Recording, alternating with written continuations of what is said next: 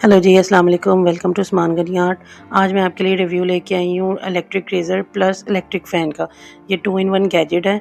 इसे आप as a fan भी यूज़ कर सकते हैं और एज़ अ इलेक्ट्रिक रेज़र भी। और ये आपको मार्केट से, स्टेशनरी शॉप से वेरी चीप रेट पे मिल जाएगा। जिन बच्चों को ऐसे गैजेट्स वगैरह का शौक है उनके लिए ये एक डिफरेंट और एक अच्छी चीज़ है।